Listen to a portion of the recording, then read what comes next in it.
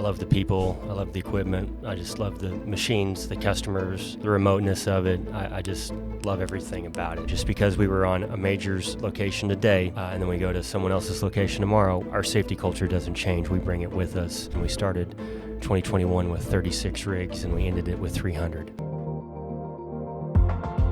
Welcome to The Next Imperative, a podcast hosted by A&M energy leaders tackling key issues and trends in the industry. Joining me today, Alvarez Marsal Managing Director Rogers Herndon and Access Energy Services CEO Ryan Phillips. Gentlemen, welcome. Thanks, Geoff. Thanks, Ryan. Really appreciate you joining us here today. We were able to work together back in 2020. I've become a fan of yours and always been a fan of Access, so it's a pleasure to have you. Maybe just to start us off, would you mind just giving us a little information on your background and how you got to Access, and then bring us present? Access has been very active over the last couple of years, and just bring us present on the platform today. Sure, Rogers. Thanks for having me here. I was born in Houston, currently live in Dallas, but like any good oilfield services hand, Houston was where I'm originally from. Third generation oilfield services. Dad did 35 years for Halliburton. Electrical engineer from Texas A&M, so it's just my destiny to be in the oil field. I love oilfield services. It's my passion. It's all I want to ever do. I love the people. I love the equipment. I just love the machines, the customers, the remoteness of it. I just love everything about it. Started with Halliburton, straight out of A&M, and spent 15 years at Halliburton. Moved 9 times across the country for Halliburton. Every opportunity I had to take the next challenge, I took it. And I remember my first day at Halliburton, I got onboarded in South Louisiana. I don't remember the guy's name, but he told me there was 3 things you needed to remember to be able to do if you were going to be successful at Halliburton and have a long career. And he said the first one is the oil field never sleeps. He says it's 24/7, 365. You're going to miss Christmas. You're going to miss Thanksgiving. You're going to miss your birthday. You're going to miss your anniversaries. And if that's a problem, this isn't the job for you. It's like, yes, sir. Okay, I'm 22. Sure, sounds good. Second thing he said, never burn any bridges. The patch is a small community. Just before you open up your mouth, just think about that. The third thing he told me was, he handed me a beeper. Shows how old I am. And he says, when this beeper goes off, you have 2 hours to get to the yard and you have to be sober. He said, can you do that? I said, the 3 things, that's probably the hardest, but I'm able to do all that. And it was a wild ride at Halliburton. I loved it. Ended up being a frac engineer. I went through Halliburton's engineering training, which is a year long. I mean, intense and more or less, gave you a pseudo petroleum engineering degree. I remember the first time I ever went to a frac location in the Rockies. It was just beautiful setting. A frac crew at that time was, 20,000-ish horsepower, and it was just the most amazing thing I'd ever seen. The amount of moving parts, the horsepower, the machines, the equipment, the crew, the chemistry behind it, the geology, the hydrostatics, and just everything was like, oh my God, this is the coolest thing I've ever done. And I got ate up with it bad, and ended up getting assigned to a frac crew in Grand Junction, Colorado, and that was one of the more enjoyable things I've ever done, because it's just the crews there were fantastic, the leadership there was fantastic, the customers were fantastic. It was hard work though, like, make no mistake. Our yard calls, we were usually in the yard at 3:30 in the morning. I'd have the safety meeting, drive to location, rig up, pump a job, rig down, pump another job, and then, make it back to the yard sometime in the afternoon and get ready for the next job, and did that over and over again. Did that for 3-4 years as a frac engineer, and then wanted to get a little bit more diversified and became a seaman engineer and started chasing drilling rigs in South Texas. And South Texas cementing is very technical. I love that too. The technical aspect of designing slurries and then mixing them and executing those on these deep hot. At the time, it was vertical wells in South Texas. Got my first P&L July 27th, 2009. Halliburton took a chance on me. That was the banking crisis, and oil had plummeted, and it was a very sharp, steep drop end of 2008 and 2009, and so they gave me a very small P&L at the time, and I was an engineer with no leadership skills, and they say, here's your first P&L, and they don't just throw you to the wolves at Halliburton, but they give you the training kind of on the fly. Had some really good mentors, and I got ate up with running a P&L and managing a business, just having that scorecard at the end of every month, and being an engineer and playing sports and being competitive. Like, I wanted to win, and that P&L was my scorecard at the end of every month. And I'm like, oh, this is awesome. I love it. And I just couldn't get enough of it. That was when the Eagle Ford started booming. I was in the right spot at the right time. And from the month I took over the first P&L to the month I handed it off to the next guy, month to month, it grew 22x in 2 years. So it was a wild ride. Many nights sleeping on the couch. It was like the guy told me, oilfield never sleeps. It was 24/7. That kind of growth was good to be a part of. It was stressful, but man, and then Halliburton just kept giving me bigger P&Ls and bigger P&Ls, and had another mentor named Neil Schmidt, who was a Halliburton legend. He's since retired, and we built a super camp in San Antonio, and we were running a ton of frac crews, and he said, here's the keys, right? The P&L's yours. You have all the head count. You have all the decisions for this entire business in South Texas, all product lines roll to you. Here's the keys. I'll be around if you need me, but P&L is yours. And it was a $2 billion a year P&L. I was like, I don't know how old I was, but I was early 30s. I was like, oh my God, y'all are crazy. You're going to give me this P&L. And they created a monster with me because I loved it. And, but I was raw at the time, right? I had been in the field for, at this point, about 10 years. And I got a phone call, and they're like, hey, you need to come to Houston. We need to give you a more strategic role, polish you off a little bit more. And so the term I used to describe myself at that point is I was feral. I'd spent 10 years in the field, either at the wellhead or managing field folks, ate up with it, loved it. But they're like, hey, we need to come take you to the corporate headquarters and keep developing you. You've got a bright future. And so I moved back to Houston and went to the corporate campus at Halliburton. And they put me in their executive development program that they called PLEP. And it's an unbelievable program, year-long program, and just continued to put you in situations to make you uncomfortable, expose you to the C-suite. They would and gave you executive coaches, intentionally stress you out, put you in situations to make you unnerved. And in one of those sessions, they randomly selected a small handful of us to attend a Halliburton board meeting. And the Halliburton board is a bunch of heavy hitters. Like, if you go look at the board, it's guys and gals with 30, 40, 50 years of oilfield experience that are all been CEOs at very large and been very successful. So I got to be a fly on the wall at a Halliburton board meeting in 2014, and they're like, sit in the corner, shut up, and don't say anything. I left that and was like, oh my God, like how do you get there, right? How do you and the questions they asked, the values that they brought, the value that they brought to those conversations, it was just like, wow, how do you get there? That was amazing. And I just left there jazzed up and charged up, and I want to do that one day. I don't know how to never be as good as these people, but it was impressive, and it left a mark on me. So another downturn in 2015 hit, and decided to go get my MBA. I'd managed a business and very large businesses, and to get to that journey that I want to be one of those folks at that table is like, I think the next step is I'll go get an MBA. So did that again at A&M here in Houston, did the executive program every other weekend for 2 years. That was tough. Had a demanding job at Halliburton. They had started to professionalize me. I was no longer, I was domesticated at that point in 2016, 2017. And it was wrapping up, had about 6 months left in the MBA, and the boss comes in the office and says, what do you want to do next? And I says, well, I want to run a bigger P&L. He's like, what's the biggest? He says, Permian's the biggest P&L we have. It's pack your bags, you're going to the Permian. And so I went out and was the ops manager for the Permian for a few months.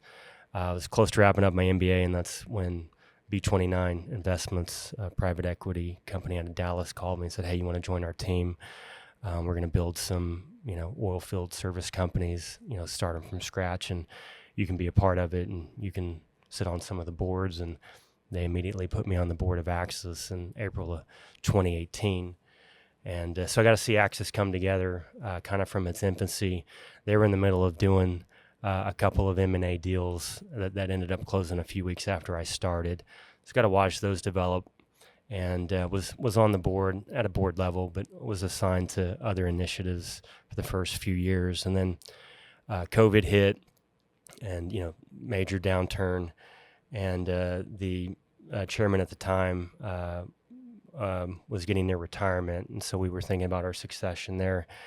And the board called me and said, "Hey, we want you to be executive chairman, take a more active role in Axis, and step in and be more full time at Axis." And so that was in 21. And my directive from the board was to professionalize the organization. We brought a bunch of different companies together, and they needed a professional to continue the journey that Axis was on. And that is how I ended up meeting Rogers. Is the board's initiative. The specific initiative was, we need a Dayliy P&L. It's like, okay, a Dayliy P&L. Okay, I know what that looks like in my mind, but I got to go build a Dayliy P&L. And the thought process there was, you need to be able to, the oil field moves quick. You need to be able to make real-time decisions. You need the insight into your cost daily. You can't wait 5-6 weeks till you close the book in the 10th of the following month and go back and make decisions.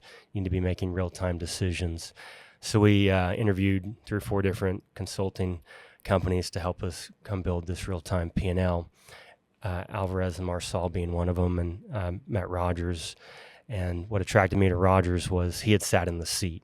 He had been CEO. He had run an oilfield service company, and his ideas aligned with my ideas. And we started talking about, is this even possible? How complicated is this?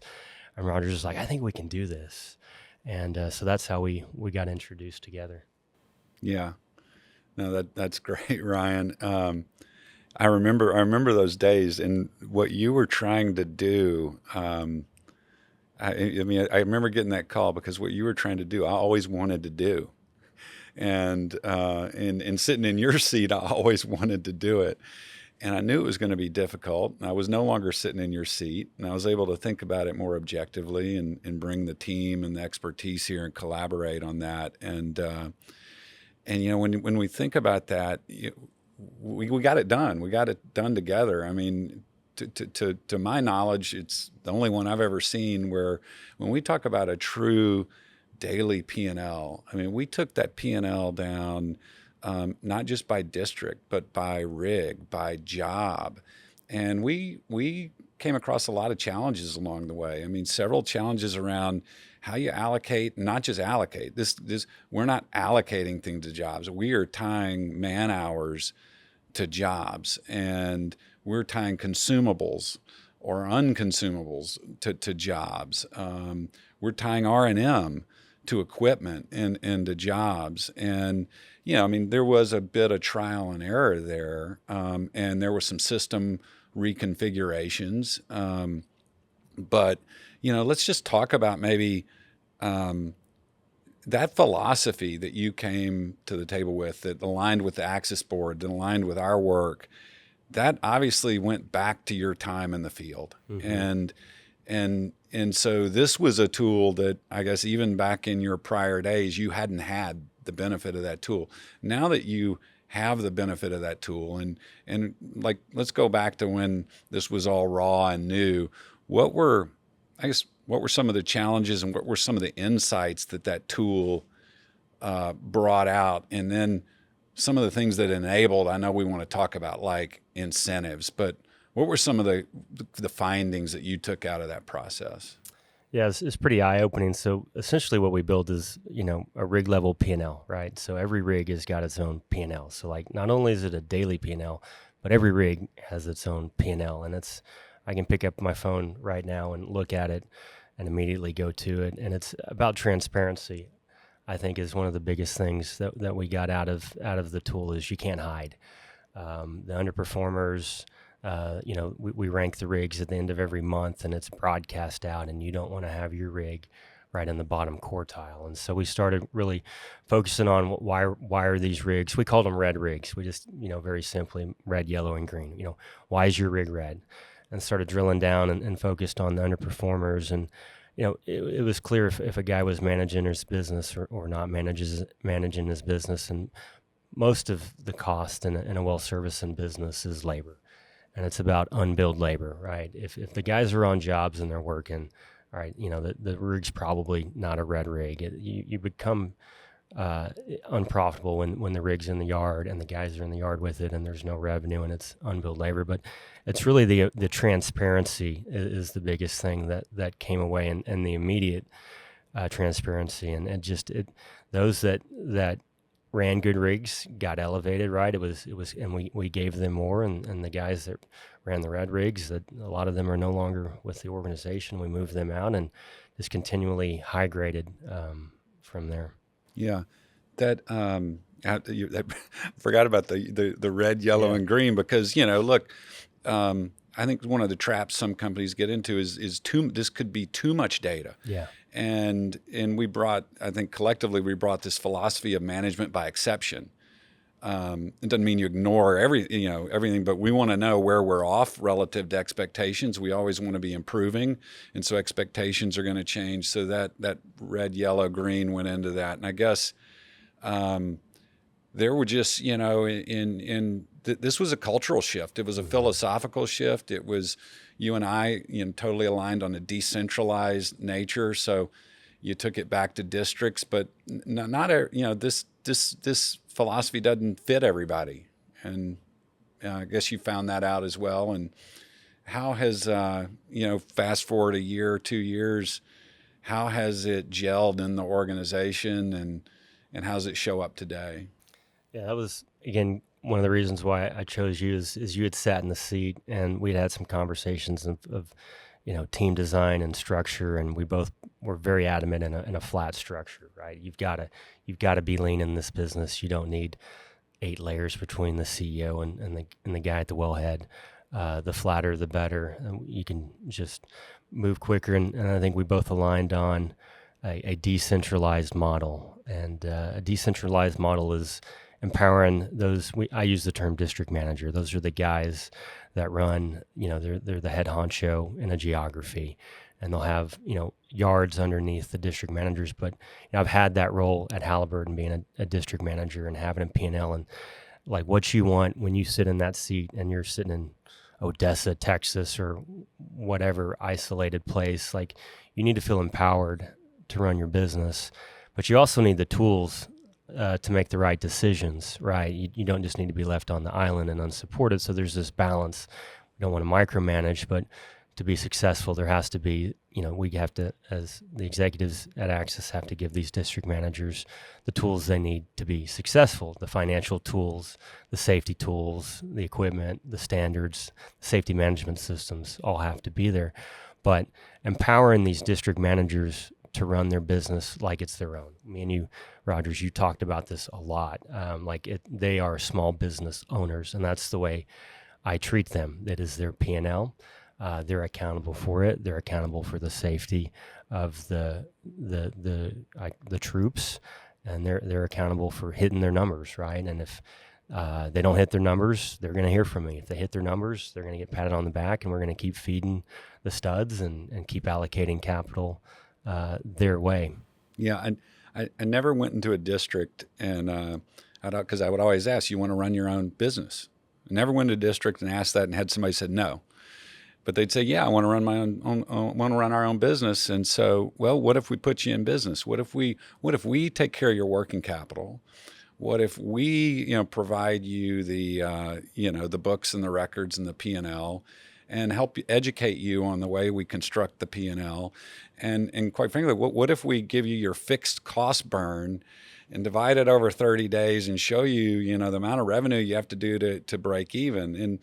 And I think once you get to that point, everybody says, yeah, I'll take the keys. Okay, well, let's take the keys and let's see how far we can run with it. And it's really, it's so educational. and like you said, empowering. And without that, you sit back and you say, the old way of doing the business, what's gratifying to your district manager? Well, what's gratifying without that empowerment, without that P&L, without running your own business is you get in the mode of, I never want to miss a job.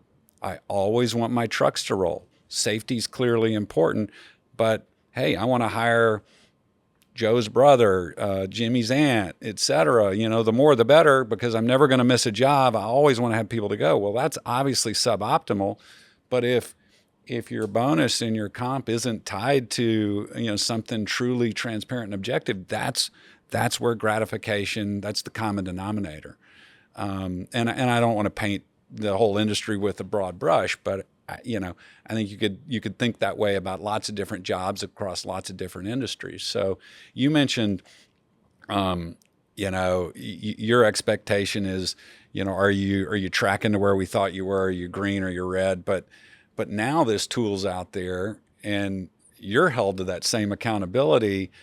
But I think we've talked about this. You don't have to wait for 5 weeks after a month or 3 weeks after a month for the books to close. You can make decisions real time, and your line of communication with your board is much cleaner and fewer surprises. Is that fair?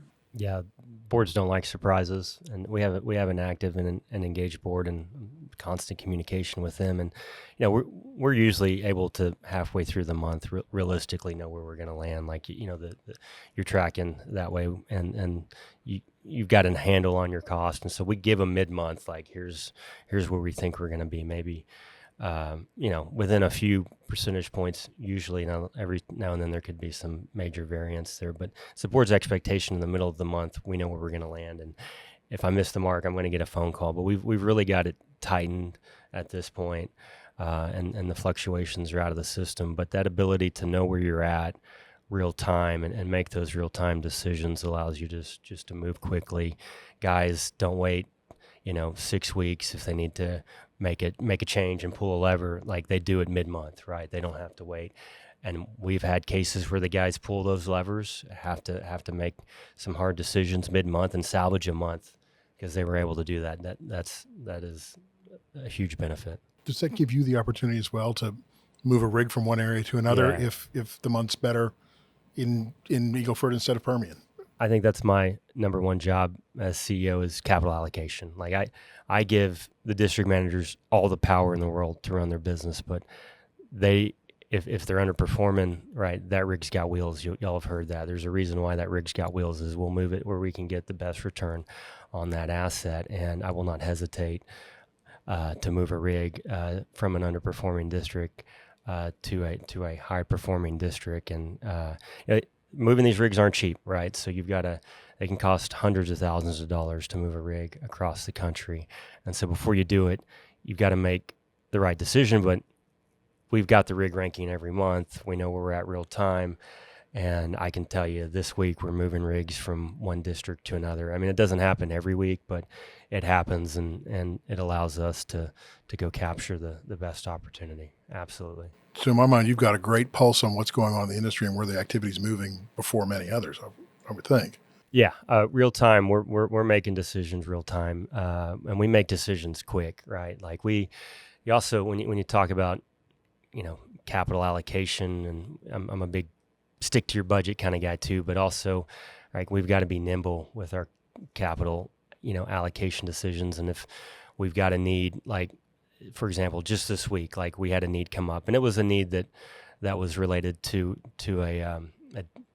a tender, right? And like we knew if we won it, like we're going to have to acquire some additional toys to do that. And like on a Tuesday, we sat down and we looked at the business case and approved it on a Wednesday, and we'll have the stuff by Friday, right? We moved super quick, and that's a testament to having like a good FP&A team, a good finance team, to have those business cases there ready to prove. But you've also got to have confidence that the data that is being presented to you is accurate, right? Because everybody in this business, they want the toys, right? Because if they've got the toys, then they can hit their bonus, they can hit their budget. If they don't have their toys, they can't hit it. So you've got to be careful and make sure that the assumptions in the business cases are conservative, because everybody tends to inflate the opportunity and be over aggressive with the assumptions. And so there's also, right, these guys are incentivized to get more equipment. So you just got to be careful, how quick you move sometimes.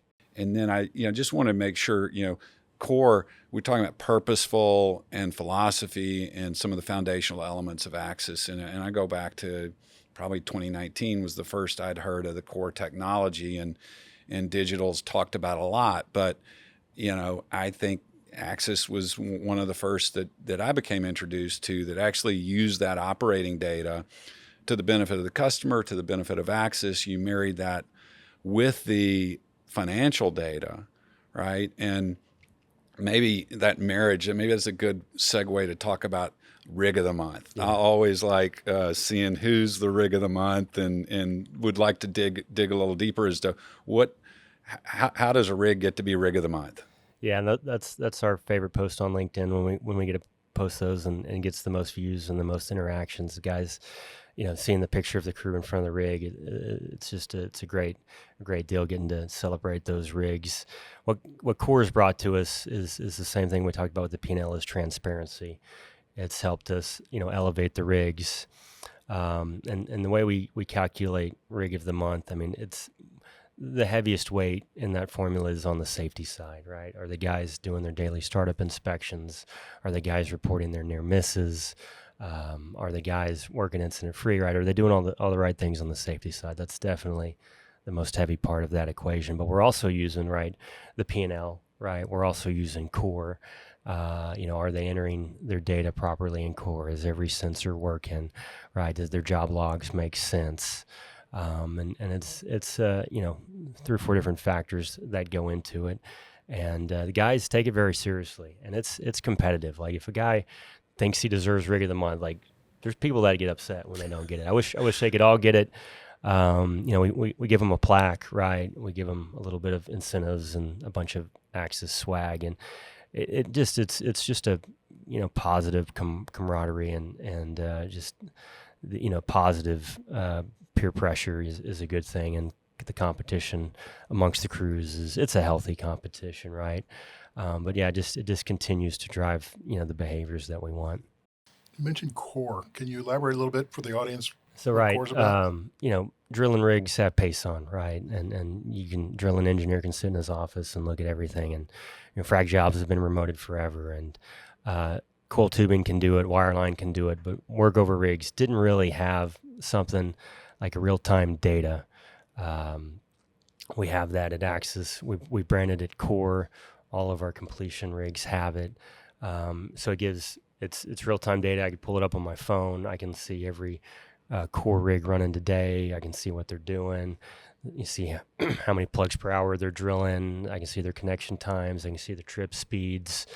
At the end of it, we've got a core engineer that puts together a post-job report, packages up, after every well, sends it to the customer, and gives that transparency of how well we did. And right, we even wrote an SPE paper on it. You can go look that up, and it just talks about how we become more efficient with core using the data. And we're not rushing. We're not telling the guys to work faster, but how do we put more weight on bit, or right, apply the right chemistry, or right, have the right pump pressures, and we have all these things that go into drilling frac plugs faster. And Core gave us that visibility to that, and we had a really good team of engineers that are behind that, and it's just helped us compete in the completion space. Do your customers have access to that core? Yeah, absolutely. If you sign up for a completions rig, you can do that online. We set you up, and you have that ability to go look at your rig 24/7, 365. It's probably also good for troubleshooting when things don't go right. The data's right there. You can correct it quickly, and everybody can get to the answer. Yeah, I mean, there's most workover rigs when there's a job problem, everybody's pointing the finger, right? We've We can go over some specific examples where Core's like, okay, you can see exactly what happened, right? And it's definitely brought some light to some practices and some improvement opportunities there. There's just this tone of purposefulness and planning, and I'd like for you to just expand on that because I've really seen Axis move up the food chain in terms of the type of customers you go after, and then also the way you have used M&A.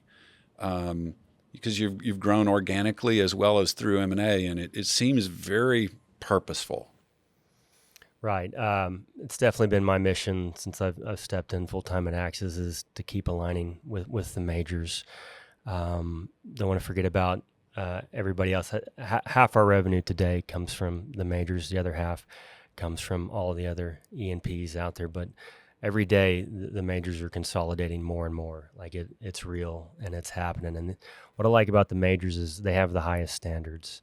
And if we can work for them, we can work for anybody. And I try to make sure my team has a positive attitude regarding that they say, okay, we accept this as a challenge. Like we're going to have the best standards. We're going to have the best rigs. We're going to have the best people. And if we can go work for the big guys, we can go work for anybody. And I also talk to the guys is like we control the safety culture on location. Just because we were on a major's location today, and then we go to someone else's location tomorrow, our safety culture doesn't change. We bring it with us, and we're like a thermostat. We control the safety culture on location. So I think it helps us elevate our game to align with those majors, and they continue to consolidate, and we continue to grow with them, and we're very focused on growing with them. And speaking of growth, like during COVID, we were very opportunistic on the M&A front, and I kind of jokingly, but it's not an exaggeration. We started 2021 with 36 rigs, and we ended it with 300. Wow! So huge growth, right? And that's part of why I focused more, all of my time on Axis. We got really big, really quickly, and when we founded Axis originally, we're very completion focused. We're focused on the long laterals, drilling out these 3, 4, 5 hour long laterals. We wanted to be the guys, and we had the biggest rigs in the business. We had the snubbing, we had the pumps, we had everything needed to go out and drill the longest laterals, and we've done that, and we do that still today. But with those acquisitions that we did in 2021, we expanded more into the production realm and more into the P&A realm. And now we're kind of almost equally balanced in completions, production, and P&A. And it's a really good blend for us. You get less of the variability in the production side, and the P&A side is really taken off. But those two M&A deals that we did in 2021 were transformative for us. We've now got over 30 yards in North America, and we've got the rigs, right? Mm-hmm. Now the question is, do you sink the capital? Is the opportunity worth? And the last thing this world needs is another junky rig running down the road. So we're very careful with how we think about bringing rigs off the fence. We've scrapped a lot of the rigs. A lot of them were never needed to see another job in their life, and they were 20 years old. But coming up with those M&A deals, I think the board saw those deals coming, and that was a lot of why we went down this initiative with A&M. Was they wanted us to be ready financially, have the financial acumen, so that way when these deals came, we were able to apply our Axis's procedures to these companies. And these companies didn't come with management teams. They were, through bankruptcies, and they were run really lean at the time. And we were able to kind of, before the deals closed, take their data, put it into our P&L, our rig ranking, and make some really interesting decisions on, where the rigs were making money, where they weren't making money, and really guided us, through our integration plan. I think that's remarkable. You and I talked about that in the M&A process, and you looked at dozens of deals, yeah, awesome. and in critical and to your getting to the finish line was being able to take a disaggregated or rather aggregated, consolidated, non-decentralized P&L and then break it back down into your standards so that you could understand the true drivers and the opportunity for improvement. And that's no small task to do with third-party data. So commend you guys for that. Yeah. So, just one of the last things for me, at least here, is, very purposeful, very transparent, decentralized ownership in the field. It's clear that's allowed you to position yourself for the organic and the M&A growth. It's allowed you to really improve margins. It's a tough business. But we might have touched on it a little bit, but really, how's it allowed you to compete for talent in terms of, have you seen it show up in attrition or lack thereof or less thereof, and the incentives? It's got to be appealing to a certain type of district manager or team member. How have you seen that play out? Yeah, absolutely. I think it ties back into incentives very closely to the P&L conversation, and we worked on this together. I think you helped me roll out our first compensation plan, kind of tied to the P&L. Today, we have districts, and then underneath the district, we have yard managers is the term I use. Everybody uses a different term, but I use the term yard manager. And this is a manager that he runs that yard again, and that's his P&L. Those are his rigs, and every month he's graded. He's got the real time P&L, and he's got the transparency to see all this cost on every rig. And just this year, we started incentivizing those guys on their yard-specific P&L, just on gross margins. Nothing, and in my opinion, they control 100% of gross margins. These yards managers control the pricing, they control the hiring, they control the firing, they control the wages, they control the maintenance, the unbilled labor, and it's all right there, right at the fingertips in Power BI. There's no excuses that I didn't know, and being able to have that transparency, because there's nothing worse than having a bonus system that's confusing, that guys don't understand, or that guys don't have control over. So when you incentivize a guy on his yard level gross margins that he has 100% control of, he's empowered, right? He's bought in, and there's nothing worse than throwing people into a huge bonus pool that they don't have effect of, and that you've got another yard in your district that's weighing you down, and you've got these underperformers that are affecting your variable comp.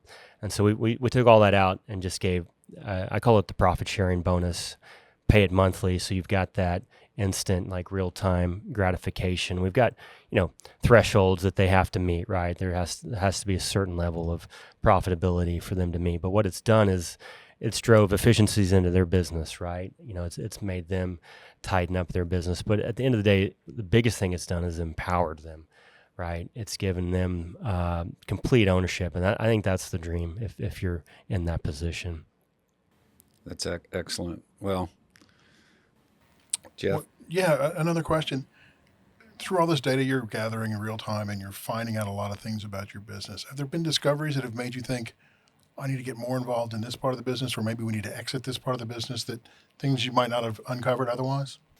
Yeah. Again, the transparency, you can't hide with those transparencies, and with that transparency, I won't go into specific details, but like, everybody sees it, right? It makes it to the board level very, very quickly too, and you can't hide. And we have exited, I guess, since I've taken over as CEO, we've exited a couple lines of business, right? We've done that, and it's like, why are we in this business? It doesn't generate cash. If it doesn't generate cash, why are we doing it? And made those. I mean, it's actually been an easy decision when you can look at the P&L, and it clearly is destructive to your balance sheet. And once that data is there in front of you, you have to act on it. And absolutely. Right. Really enjoyed the conversation. Learned a lot. Appreciate everything you shared with us, and congratulations on really a job really well done with Axis. Excited to see what's coming in the future for you guys. Yeah, thank you, Ryan. Really proud to be able to count you and Axis as partners. Yeah, I'm proud to be here too with you guys, and it's, I guess we've been working together for 3 years now, and it's been fun, and the fact we're still living in the tool we built 3 years ago, and it's nearly the exact same tool we built, and we still live in it every day, and the value we've gotten out of it, it's been tremendous. So appreciate y'all's help. Thank you. Fantastic. Thank you. And to our audience, thank you for joining us for this episode of The Next Imperative. We hope you found it as informative as we did, and we look forward to seeing you again soon. Thank you for listening. Make sure to subscribe to The Next Imperative so you never miss a new episode. Also, visit our website at alvarezandmarsal.com to learn more and to connect with us.